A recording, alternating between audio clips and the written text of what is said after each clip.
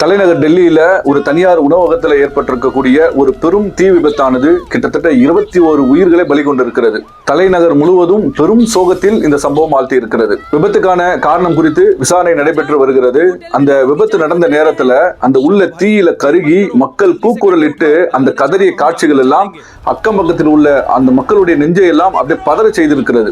உணவகத்தினுடைய அடித்தளத்துல ஏற்பட்டிருக்கக்கூடிய அந்த தீ விபத்து மளமளவென்று வேகமாக பரவியவுடன் மேலே இருக்கக்கூடியவர்கள் தங்களுடைய உயிரை காத்துக் கொள்வதற்காக வேண்டி மேலே இருந்து கீழே குதித்து தப்பிக்க முயற்சி செய்திருக்கிறார்கள். அப்படி மேலே இருந்து கீழே விழக்கூடியவர்கள் அவர்களுக்கு அடிபடக்கூடிய சூழல் அல்லது உயிர் போகக்கூடிய சூழல் இருக்கின்ற சந்தர்ப்பத்தில் எந்த ஒரு விஷயத்தையுமே யோசிக்காமல் அதுக்கு அருகாமையில் இருக்கக்கூடிய ஒரு மெத்தை கடை நடத்தக்கூடிய உரிமையாளர் ரியாசுதீன் மன்சூரி என்பவர் அவரும் அவருடைய மகனும் உடனடியாக தங்களுடைய கடைகளில் இருக்கக்கூடிய மெத்தைகள் எல்லாம் சுமார் 2 லட்சம் ரூபாய் மதிப்புள்ள மெத்தைகளை கொண்டு வந்து மேலே இருந்து குதிக்கக்கூடிய மக்களுக்கு பாதிப்பு ஏற்படாத வகையில் கீழே விரித்து அதன் மீது மக்கள் குதித்து தப்பிக்கக்கூடிய ஒரு சூழலை ஏற்படுத்தி இருக்கிறார்கள்.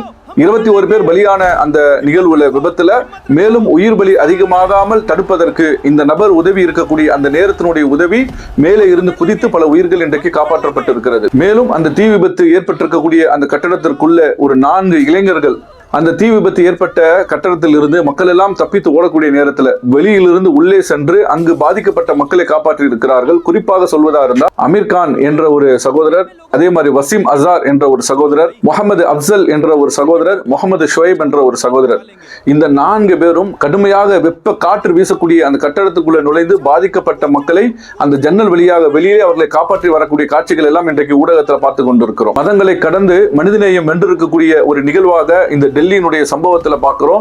21 பேர் இறந்திருக்கக்கூடிய அந்த சம்பவம் பெரும் சோகத்தை ஏற்படுத்தி இருக்கக்கூடிய தருணத்துல இது போன்ற காப்பாற்றப்பட்ட சில நிகழ்வுகள் ஏதோ ஒரு சிறிய ஒரு ஆறுதலாக நமக்கு இருக்கிறது. இறந்த குடும்பத்திற்கெல்லாம் மத்திய அரசின் சார்பாக பிரதமர் மோடி 2 லட்சம் ரூபாய் இழப்பீடை அறிவித்திருக்கிறார்கள். அதே நேரத்தில் தங்களுடைய உயிரை பணயம் வைத்து உள்ளே பாதிக்கப்பட்ட மக்களை காப்பாற்றியவர்களையும் அதே போன்று தங்களுடைய கடையில் உள்ள பொருட்களை எல்லாம் கொடுத்து அந்த மெத்தைகளின் மூலமாக மேலே இருந்து குதித்து தப்பிப்பதற்கு வழிவகை ஏற்படுத்திய மக்களுக்கும் ஒரு பாராட்டு ஒரு பிரதமர் மூலமாக தெரிவித்திருந்தால் அது அந்த பாதிக்கப்பட்ட மக்களை அந்த நேரத்தில் உடனடியாக எதையும் யோசிக்காமல் காப்பாற்றிய மக்களுக்கு ஒரு சிறிய ஆறுதலாக இருந்திருக்கும். மத வெறுப்பை கடந்து ஒரு விஷயத்தை அணுகும் பொழுதுதான் இது போன்ற நல்ல செய்திகளை நம்மால சொல்ல முடியும்.